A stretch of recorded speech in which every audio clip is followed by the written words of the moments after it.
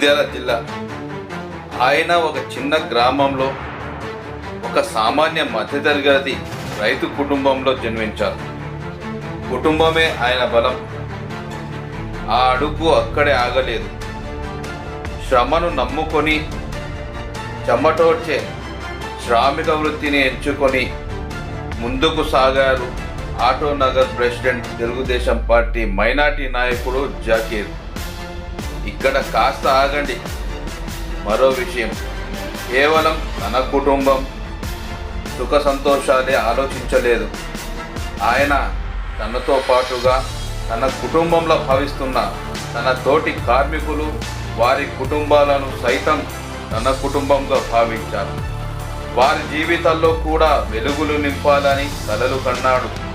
అందుకు తెలుగుదేశం పార్టీయే వారికి బంగారు భవిష్యత్తును ఇస్తుందని బలంగా నమ్మారు. చివరకు సాధించారు. 32 ఎకరాల ప్రభుత్వ భూమిని తెలుగుదేశం పార్టీ 388 జీవోను తీసుకువచ్చి తమ సామాన్య కుటుంబాలలో తమకంటూ భవిష్యత్తుపై భరోసా కలిగేలా వారి జీవనం కొనసాగేందుకు భూమిపై హక్కును కల్పించింది తెలుగుదేశం పార్టీ అధ్యక్షుడు చంద్రబాబు నాయుడు.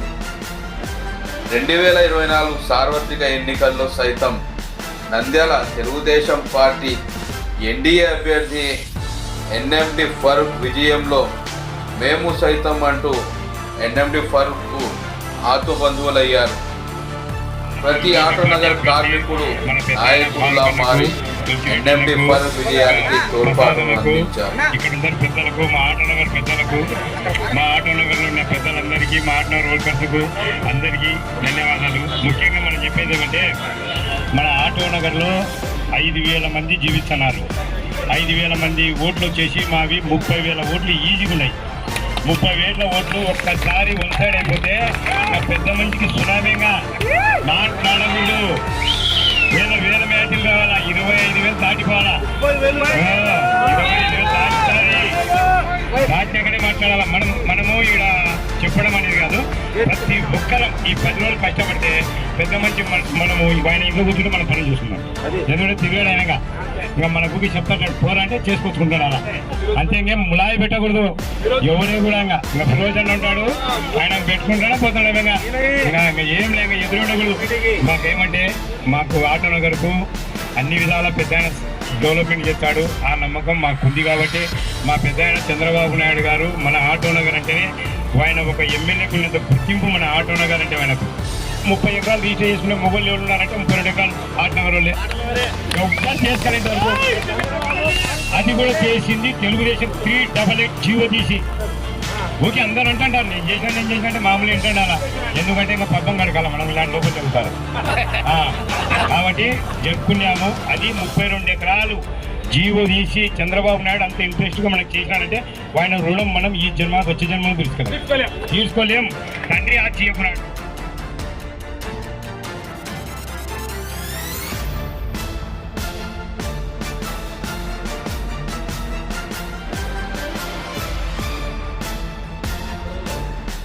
మన అతిథి గతంలో రైతు కుటుంబంలో, సామాన్య మధ్యతరగతి కుటుంబంలో వ్యక్తి తన కష్టాన్ని నమ్ముకుంటూ కష్టపడుతూ నేడు ఆటోనగర్కు ప్రెసిడెంట్ కొనసాగుతున్న వ్యక్తి. అదేవిధంగా తన కష్టంతో పైకి వచ్చి ప్రత్యక్షంగాను పరోక్షంగాను ఎంతో మందికి ఉపాధి దారి చూపిస్తూ ముందుకు సాగుతున్న వ్యక్తి ఆటోనగర్ ప్రెసిడెంట్ జాకీర్ గారు.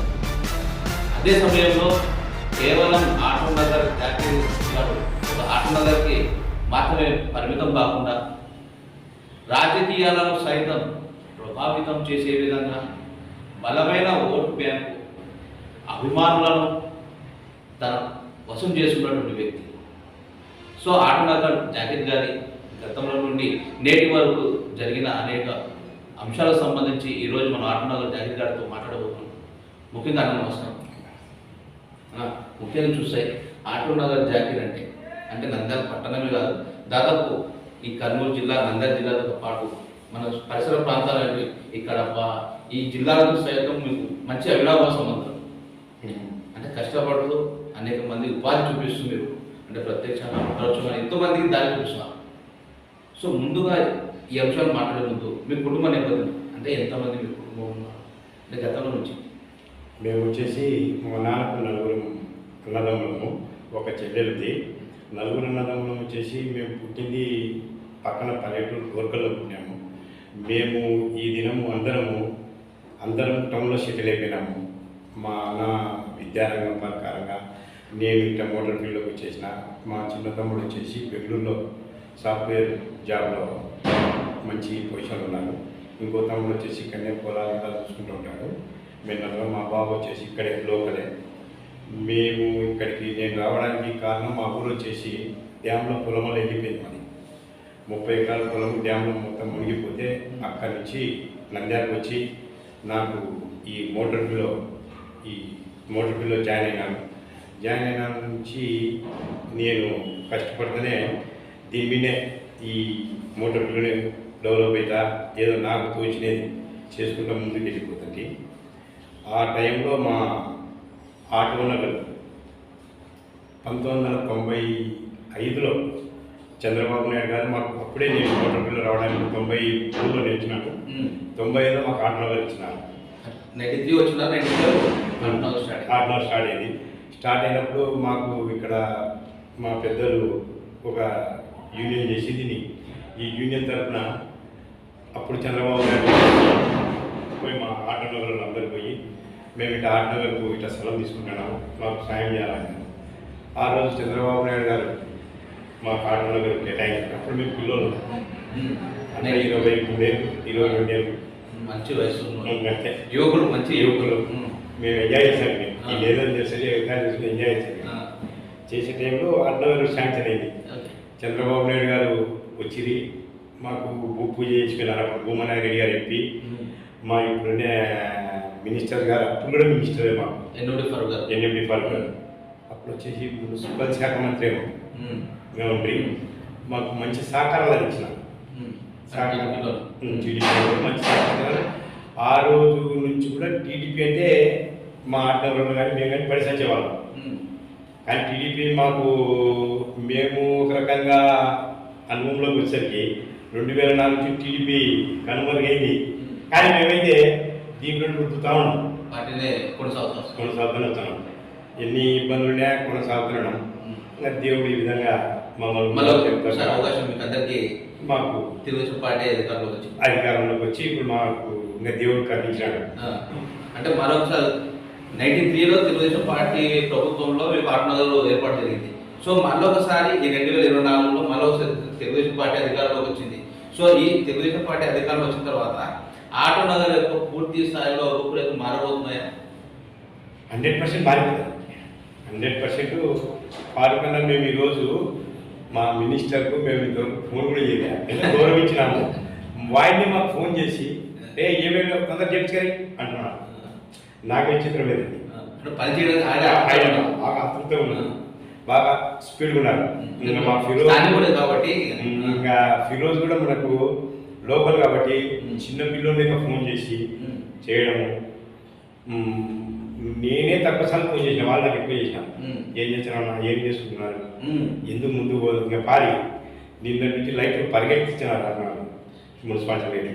ఆటోనగర్ జాకీర్ గారు తెలుగుదేశం పార్టీని చేరినప్పుడు గతంలో అంటే ఇప్పుడు ఉండేటువంటి మినిస్టర్ ఫారూక్ గారి కావచ్చు, అప్పుడు ఉండే నాయకుడు తులసిరెడ్డి గారు కావచ్చు, ఎన్ఎండి ఫిరోజ్ గారు కావచ్చు, అందరి ముందర స్టేజ్ మీద మీ ఆటోనగర్ సంబంధించిన నాయకులు కావచ్చు అనేక మంది పూర్తి స్థాయిలో భరోసా ఇచ్చారు. ఎన్ఎండి ఫారూక్ గారు కావచ్చు, తులసిరెడ్డి గారు కావచ్చు, అనేక మంది పెద్ద పెద్ద నాయకులు ఉన్నారు. ఆ రోజు హామీ ఇచ్చారు. అంటే ఖచ్చితంగా 2024లో ఎన్ఎండి ఫారూక్ గారు విజయం తథ్యమన్నారు. అదే సమయంలో ఆటోనగర్కి సంబంధించిన దాదాపు 35,000 మంది ఓటర్లు ఇదే ఓటు బ్యాంక్ మేము ఖచ్చితంగా మీ వైపే ఉంటాము, విజయంతో పాటు మెజార్టీ కూడా ఇస్తామని ఆ రోజు ఘంటాపరంగా జాకీర్ గారితో పాటు అనేక మంది చెప్పినారు. సో అప్పుడు ఏ విధంగా అయితే ఇప్పుడు హామీ ఇచ్చినారో, సో ఈ 2024 ఎన్నికల్లో ఖచ్చితంగా అదే జరిగిందని భావించవచ్చా? 100% మేము ఆ రోజే ఊహించినాము. ఫార్ములా గెలిచినాడు అని మేము ఆ రోజే అనుకున్నాం, డిసైడ్ అయిపోయినాం. ఫార్ములా గెలిచినాడు, నెక్స్ట్ మినిస్టర్ కూడా అవుతున్నాడు, మాకు సబ్జెక్ట్ చేసేసాం. కానీ ఆ రోజు జాకీ గారు మాట్లాడేటప్పుడు ఆ వాయిస్లో ఖచ్చితత్వం ఉంది. అంటే గంటాపదంగా విన్ అవుతారు, మినిస్టర్ అవుతారని ఖచ్చితంగా ఆ వాయిస్లో బేస్ వాయిస్ ఉందన్నమాట. అంటే అప్పుడు అందుకే మీరు ఆల్రెడీ డిసైడ్ అయిపోయినారు. అంటే ఎట్లా మీరు మీ అనాలిసిస్ ఎట్లా అంటే మేము వచ్చేసి 2004లో ఫార్కన్న ఓడిపోయినాడు. ఆ రోజు నుంచి మేము ఫార్కన్నను అనుకుంటూ వచ్చున్నాం. కానీ మాకు ప్రతిఫలము 2024లో దొరకలేదు, మళ్ళీ 2009లో కూడా లేదు. పోయే టైంలో కూడా పోయినా కూడా మేము ఫార్కన్న కూడా ఉన్నాం, శిల్పం వల్ల టీడీపీ ఉన్నాం. కానీ మేము మళ్ళీ 2014లో టీడీపీ గెలిచింది, కానీ మేము ఇక్కడ ఓడిపోయినాం. అప్పుడు శిల్పకళకి వచ్చినారు, మేము బాగా చేసినాం, కానీ ఓడిపోయినాం. ఆ రోజు మాకు రాజకీయ పరంగా ఇంత ఇది లేదు. అంటే ఆ రోజు తెలుగుదేశం పార్టీ ఇక్కడ వచ్చేసి భూమనాగిరెడ్డి గారు వైసీపీ నుంచి ఎమ్మెల్యే. ఆ రోజు మాకు రాజకీయ ఇంత అవగాహన లేదు. శిల్పమోహన్ రెడ్డి గారు తెలుగుదేశం కానీ తక్కువ మేరకు ఓడిపోయినారు. మేము ఆ రోజు ఎట్ట కష్టపడాలా, ఎట్ట ఓటుని సాధించాలని తెలుసు. కరెక్ట్ బై ఎలక్షన్లు వచ్చినాయి. బై ఎలక్షన్లు వచ్చినాక అప్పుడు మాకేం చేసినారంటే, అంతవరకు మాకు ఆర్డినల్ రిజిస్టర్ లేదు. 32 ఎకరాలు వచ్చేసి గవర్నమెంట్ సీలింగ్, 16 ఎకరాలు మా రిజిస్టర్ ఉంది. రిజిస్టర్ ఉంటే మేము రిజిస్టర్ లేదు, మాకు ఏమీ కానీ అసలు డెవలప్మెంట్ ఏం లేదు. అప్పుడు మాకు రిజిస్టర్కు మేము జాయిన్ చేసినాము. తెలుగుదేశం గవర్నమెంట్ వచ్చిందే రాజకీయంగా మేము పోయి అప్పుడు మూవ్ కావడానికి తెలుగుదేశం గవర్నమెంట్ రాజధాని డెవలప్మెంట్ కోసం, అమరావతి కోసం ఫస్ట్ 1,16,000 రూపాయలు మా ఆటోనగర్ తరఫున చంద్రబాబు నాయుడు గారికి డైరెక్ట్ చెక్ ఇచ్చిన ఫస్ట్ హైదరాబాద్ మేము ఇచ్చినాం అమరావతి రాజధాని డెవలప్ కోసం. ఆ రోజు ఇచ్చినాక ఆ రోజు నుంచే మేము ఫైల్ మూవ్ చేసినాము. మా ఫైల్ మూవ్ అవుతుంది బాగానే అంతా జరిగేటప్పుడు భూమనాయుడు గారు వైసీపీ నుండి టీడీపీలో చేరినారు. అస్తమించినారు, చచ్చిపోయినాక మాకు గవర్నమెంట్ వచ్చినాక మాకు తెలుగుదేశం మళ్ళీ ఇటు వచ్చిన బై ఎలక్షన్ వచ్చినాయి. బై ఎలక్షన్లు వచ్చినాక మాకు మినిస్టర్ కానీ పరిశ్రమప్పుడు అమర్నాథ్ రెడ్డి సార్, మళ్ళీ అక్కడ నుంచి ఇప్పుడు బీజేపీలోని ఆంధ్రెడ్డి అయినా, మా భూమా అఖిల ప్రియ, ఫారూక్ అక్కడి నుంచి బాగా సపోర్ట్ చేసినారు. మామూలుగా కేక్ ఇష్టం సార్, ఇంకా మామూలుగానే మాకు పిల్లలు చూడు చేసింది. ఇంకా మాకు అప్పుడు సీఎం గారి దగ్గర కూడా బాగా తీసుకుపోవడము చేయడము బాగా చేసినారు. చేయడము ఎంబడే జీవో కూడా తీసి 388 జీవో 388 జీవో తీసి ఎంబడే మాకు ఆర్డినల్ రిజిస్టర్ అయిపోయింది. 32 ఎకరాలు రిజిస్టర్ అయిపోయింది. అండ్ స్పాట్లో రిజిస్టర్ అయింది గవర్నమెంట్లోనే. మేము ఆ రిజిస్టర్ చేసుకోవడానికి ఆ ఫైలు అన్నీ సెట్ చేసుకునేసరికి మాకు ఎలక్షన్ వచ్చేసి. అంటే తెలుగుదేశం పార్టీకి ఆటనగర్ పూర్తి స్థాయి అవినాభాస్పదం ఉంది. అదే 93లో ఏర్పాటైంది. మళ్ళీ బై ఎలక్షన్లో మీకు 32 ఎకరాలు రిజిస్టర్ అయిపోయింది. మళ్ళీ 2024 తెలుగుదేశం పార్టీ వచ్చింది. సో ఈ 2024 తెలుగుదేశం పార్టీ 2024 2019 మధ్యన మా ఆటనగర్ బాగా కొండుకొని. కానీ అంటే మేము అభివృద్ధి లేదు. ప్లస్ ఇంకొకటి మేము ఆ రోజు మేము వచ్చేసి 19 తెలుగుదేశం బాగా మద్దతు ఇచ్చినాం. మామూలుగా ఇచ్చేసరికి ఆ కసితో వాళ్ళు కూడా వీళ్ళు తెలుగుదేశం వాళ్ళే అన్నట్టు ఆపిరి ముద్ర వేసేసి సరే మనం ఏం చేసినామంటే ఆ టైంలో మాకు డాక్యుమెంట్లు ఆపేసి రిజిస్టర్ డాక్యుమెంట్ అంటే రిజిస్టర్ అయినాయి, డాక్యుమెంట్ అయినాయి. డాక్యుమెంట్ ఇవ్వలేదు. డాక్యుమెంట్ ఇవ్వసరికి మాకు 475 డాక్యుమెంట్లు అయిపోయింది. 475 డాక్యుమెంట్లు అయిపోయాక మా పిల్లల సరే మళ్ళీ చంద్రబాబు నాయుడు వచ్చాడు, మా వాళ్ళు ఆ రోజే అన్నాడు. చంద్రబాబు నాయుడు వచ్చాడు, ఆ రోజు చూద్దామన్నారు. అరే చంద్రబాబు నాయుడు వచ్చాడు పోతాడు అది కదరా, మన సమస్య అయిపోయింది. ఇప్పటికే మేము 26 ఏళ్ళు లగ్నం 93 నుంచి 94 నుంచి 2019 వరకు నలిగినాం. ఆ ఈ నలిగినాము మనం కోర్టు గిట్టు వేయడానికి మనకు ఇది లేదు. సరే ఏమి అయ్యేది ఇయ్యలేదు, పొలం వయసులో కానీ వెళ్ళిపోయినాం. అంటే అవసరం ఎంతో మంది జీవితాలు మళ్ళీ అందరూ ఏమంటున్నాను నిలబడు అంటే మా కమిటీ పోయి మా వైస్ ప్రెసిడెంట్ ఆ టైంలో మా సెక్రటరీ చచ్చిపోయినాడు. అప్పుడే అక్బర్ అని సెక్రటరీ చచ్చిపోయినాడు. ఇంకా మా వైస్ ప్రెసిడెంట్ ఒక్కడే బాగా సపోర్ట్గా నిలబడినాడు. నిలబడి ఎట్లా కానీ నువ్వు ముందు పోతుంటే ఏదైనా చూస్తున్నాను కానీ అప్పుడు పోయినాము, వాటిలో కండ వేసుకున్నాం, డాక్యుమెంట్ తీసుకున్నాం. డాక్యుమెంట్ ఇష్యూ తీసుకున్నాం. కండు వేసేంత వరకు ఇవ్వలేదు. బాగా ఇబ్బంది పడినాం. పార్కన్నా ఆడుకుంటే ఇల్లు పెడతారా కొట్టుకోదని అంటే ఆయన పెద్ద ఆయన పాప అప్పుడే పాల్మాలాడు. మాకైతే ఆ రోజు పెద్ద ఆయన పాల్మాలాడు, హాస్పిటల్ ఉన్నాడు. మాకు ఇక్కడ ఎంకరేజ్ లేదు. బాగా ఇబ్బందులు పడినాం. ఇంకా సరే ఎట్లా కానీ మనకి ఏదైనా ఉండదు. ఇంకా ముందు మా దారి మేము చూసుకున్నాం, మేము కండ వేసుకున్నాం, దారి వేసుకున్నాం. తీసుకున్నాక మళ్ళీ ఎలక్షన్లు వచ్చేసినాయి. ఎలక్షన్ వచ్చిన మా ఆటోలలో ఇంకేదన్నా ఆగడము, అన్నం పెట్టిన వ్యక్తి ఎలక్షన్లు పెట్టినాడు. పెద్ద ఆయన మన ఆయన మన పెద్ద ఆయన వెళ్ళిపోతాం. మొత్తం ఎంతమంది ఉన్నారు ఇక్కడ ఆటోలకు సంబంధించి? జీవించి ప్లాట్ వరకు వరకు వచ్చేసి 1000 ప్లాట్లు ఉన్నాయి. Okay, 1000 plot. మా ఈ ప్లాట్ వచ్చేసి మేము 1994లోనే డిప్పేసి తీసుకున్నాము. కొద్దిగా మిగిలిన ప్లాట్లలో మేమేం చేసినాం, పిల్లలకు ఉన్నామని 2 సెంట్లు ఆ విధంగా మేము కేటాయించి ఆ వచ్చిన డబ్బుతో ఆటోనగర్ను ఆ రిజిస్టర్ల ఖర్చులకు, మా ట్రావెల్స్ ఇంకా వగేరా అన్నిటితో బాగుంటుందా ప్రతి ఒక్కరితో ములాఖాత్ అయితే ఆ మీటింగ్ పెట్టుకున్న దానికి ఆ డబ్బును గాయసుకెళ్ళి పోయి మొత్తం 1000 మంది ఉన్నాము. 1000 షెడ్లకు గాను వర్క్ చేసే షెడ్లు 700 ఉంటాయి. 700 షెడ్లో ఒక్కో షెడ్లో మినిమం అనే కానీ 6-7 కుటుంబాలు పడుతున్నాయి. ఈ విధంగా 5000 ఒక షెడ్ సంబంధించి 7 కుటుంబాలు ఈజీగా పడుతుంది. ఒక కుటుంబం ఒక 5 మంది వేసుకున్నా కూడా 7-5-30.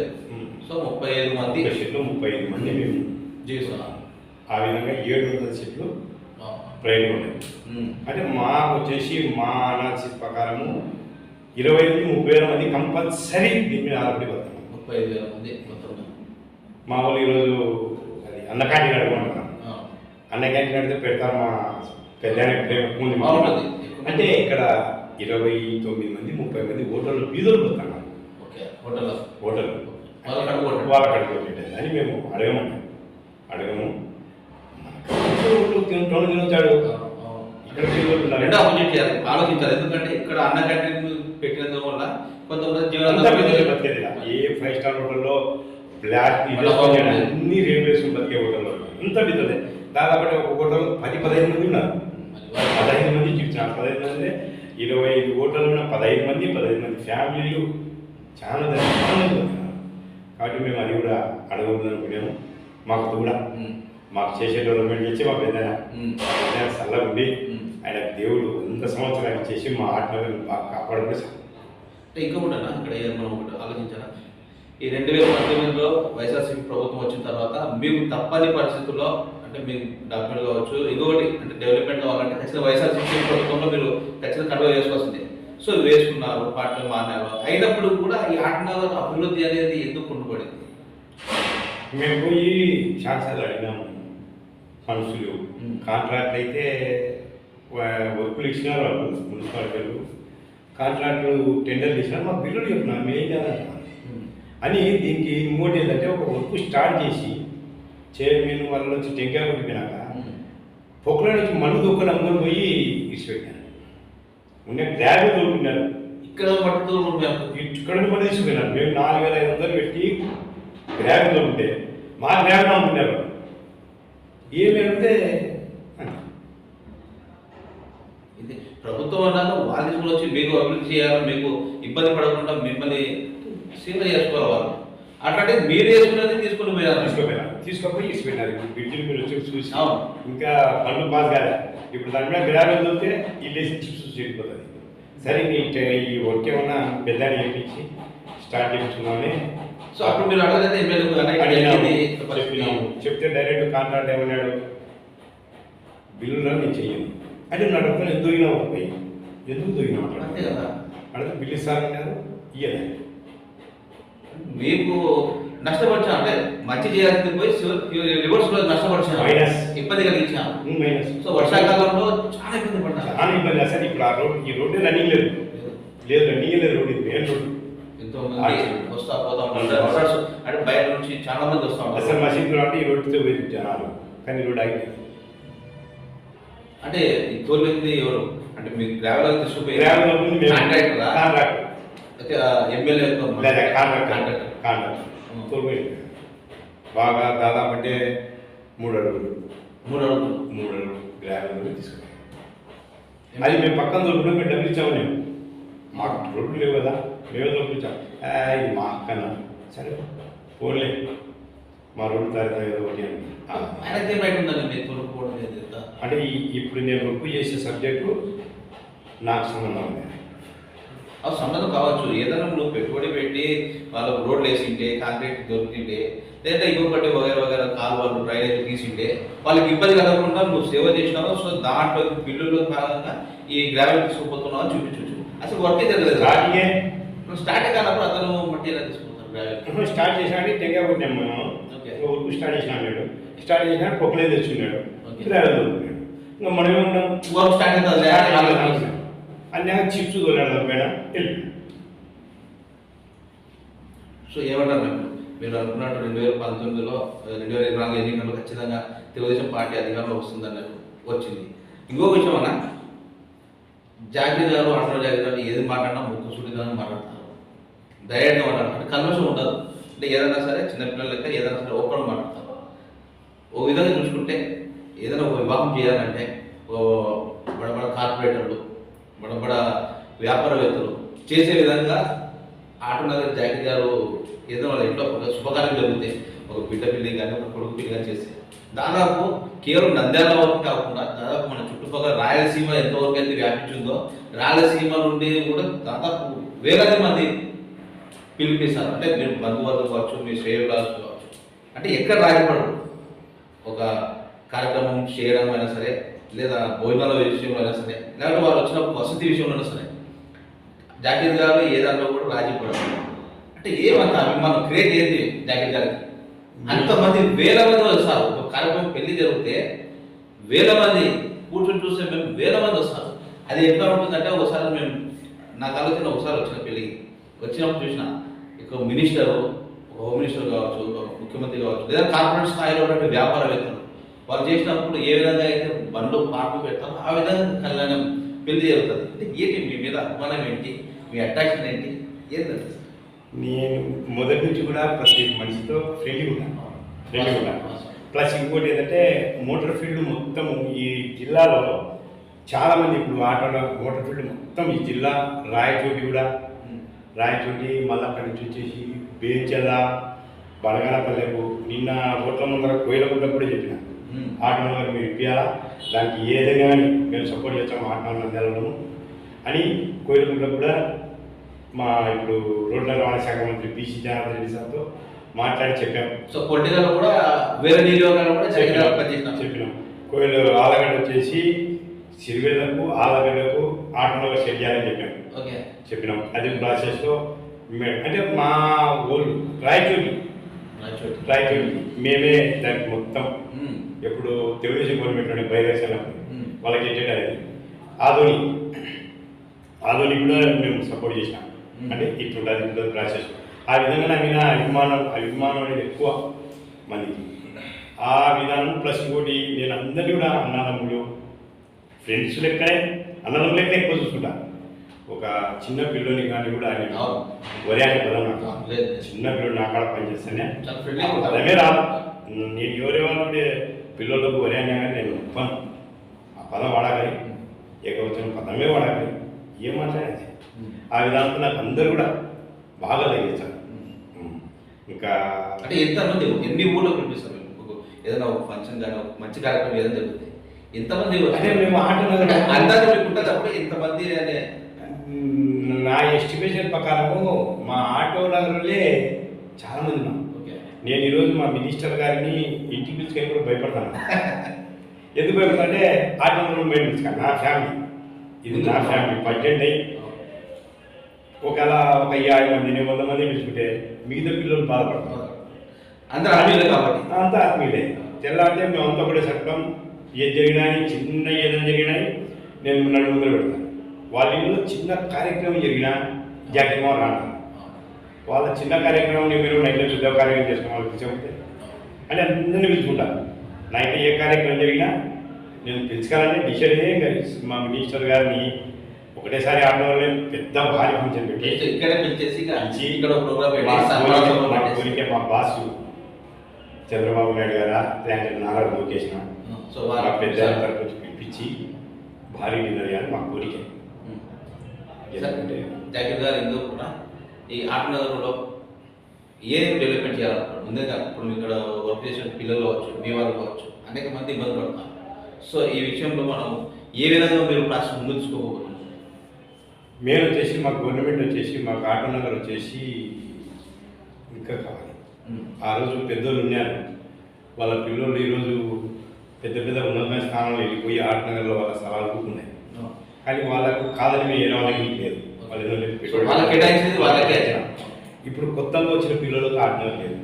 చాలా కంటే కష్టపడుతున్నారు, చాలా ఇబ్బంది పడుతున్నాం. ఇలా నెట్ ఒకటి సెట్ చేయాలా, ఏదో విధంగా సెట్ చేయాలండి. మా పెద్ద ఆయన తలుచుకుంటే మాకు దీన్ని పెద్ద చేస్తారు, ఎక్స్టెన్షన్ చేయాలి. మాకు కొన్ని ఎకరాలు ఇచ్చే ఇంకా ఈ జీవితానికి నాకు సార్. ఇంకోటి మా వాళ్ళకు చాలామందికి ఇల్లు, చాలామందికి ఇల్లు. మా వాళ్ళు మోటార్ పిల్లలు తిరుగుతాం కానీ మేము పని వేసుకుని మా వాళ్ళకు డబ్బు అనేది లేదు, ఆస్తులు లేవు. ఏదో పొద్దున సంపాదించాం, రాత్రి తింటారు. అదే మాకే నుంచి ఒక 3-4 బాగా వెళ్తాయి. మా మోటార్ పిల్లలు ఒక 3-4 గవర్నమెంట్ వాళ్ళు బాగా వెళ్తాయి, చల్లగా బ్రహ్మాండంగా వెళ్తాయి. ఎందుకంటే మా పిల్లలు బుద్ధులు పని చేస్తాం కదా, అది ఆటోమేటిక్ ఏమిటంటే ఓనరు డ్రైవరు ఎవరో తాతారు ఇంకా అన్నీ వెళ్ళిపోతాం జీవితం. కానీ ఒక్కరికి ఇల్లు లేవు, చాలామందికి లేవు, 80% ఉన్నారు ఇల్లు. అంతా బాడిగలకు ఇటున్నారు. మాకు కూడా గవర్నమెంట్ సాయం చేసి మాకు ఇల్లు ఇచ్చే మా పిల్లలకు 60 ఉండేలకే 60 ఉండేలకి ఇల్లు ఇచ్చేసిందంటే సార్. మా ఆటో నగర్కు పెద్ద గొప్ప విషయం ఏం చెప్పాలంటే రిజిస్టర్ రికార్డు కూడా చంద్రబాబు నాయుడు గారు రిజిస్టర్ ఇచ్చి చూపించినారు. రిజిస్టర్ పేపర్ ఎట్లుంటుంది, ఇట్టపై రిజిస్టర్ చేయించుకోవాలన్నా అనేది కూడా తెలియదు, అవగాహన కూడా లేదు. కానీ ఆ రిజిస్టర్ చేస్తుంటే ఇదే ఆ రిజిస్టర్ అంటే నాకు ఒక్కరోజు అంటున్నా ఇంత అమాయకుడు. సో ఇలాంటి వాళ్ళు కూడా మా ప్రభుత్వము మంచి చేసి చూపించింది. సో వాళ్ళు ఆలోచించారు డాక్యుమెంట్ ఇది నాకు సంబంధించినది, నా ఆస్తి ఇది అని, నా ఆస్తి అని మాకు తీసుకుపోయేటప్పుడు ఆ డాక్యుమెంట్ వాళ్ళ ఆనందము చాలా ఉంది. సో ఇంతమంది అంటే ఇంతమంది అభిమానులు కావచ్చు, మీరు ఆటోనగర్ అభిమానులు కావచ్చు, వ్యక్తిగతంగా బంధువర్గంగా చూసుకుంటే ఆటోనగర్ జగన్ గారికి ఎక్కువ సపోర్టెడ్. సో భవిష్యత్తులో ఏదైనా నామినేటెడ్ పోస్టు పార్టీ నుంచి ఏదైనా నేనైతే ఇంతవరకు ఆశించలే, పార్టీ కోసమే కష్టపడుతున్నా. కానీ నేను ఇంతవరకు ఎప్పుడు ఆశించలే. కానీ మా ఫ్రెండ్స్ మా వాళ్ళంతా ఈ రకాలు ఏమంటామంటే నీకు ఒక పోస్ట్ అనేది ఇచ్చేసే గవర్నమెంట్ ఇంకా మేము ఆయన చేసుకొచ్చావు. ఎందుకంటే ఇప్పుడు సేవ చేసే వ్యక్తికి మనం మంచి పదవి కూర్చోబెట్టామంటే ఇప్పుడు 10 మంది బతికేది ఇంకొక 10 మంది 100 మందికి అవకాశం. మీ మీడియా ద్వారా నేను ఒకటి కోరుతాను, ఎంతవరకు చెప్పలేదు. మా ఆటో నగర్కు ఆంధ్రవైడ్ ఆటో నగర్కు ఒక యూనియన్ లేదు, దానికి ఒక చైర్మన్ లేడు. కొన్ని లక్షల ఓట్లు ఉన్నాయి, మాకు వేరే లక్షలు ఉన్నాయి. విజయవాడ అనేది 2 నియోజకవర్గాలు ఉన్నాయి. గుంటూరు పాత బస్సు ఈరోజు మా తెలుగుదేశం ఆయన కొడుకు రాజాన్ భాష కొడుకు గెలిచింది కూడా మోటార్ ఫీల్డ్, మొత్తం మోటార్ ఫీల్డ్. అది ఈ విధంగా చేసుకుంటే ప్రతి నియోజకవర్గంలో మాకు అట్లీస్ట్ అంటే 20,000 ఓట్లు కంపల్సరీ ప్రతి నియోజకవర్గంలో ఉంటాయి 20,000 ఓట్లు. మాకు మా లీడరు మాకు ఒక సంస్థ చేసి దానికి ఒక చైర్మన్గా పెడితే నాకు అది ఆనందం. సో ఇది కూడా ఒక సేవ చేసే గుణమే. అంటే ఆటనగర్లో వర్క్ చేసేటువంటి వాళ్ళకి ఒక మాకు చైర్మన్ కావాలి. చైర్మన్ అంటే మా సాధక బాధగారు అందరికీ చైర్మన్ కానీ ఒక 50% అభివృద్ధి తీసుకోవచ్చు. మాకు ఎక్కడ ఆటలు లేదు, మాకు ఇల్లు లేవు అంటే మా ఫ్యామిలీని కుప్ప చేయాలి.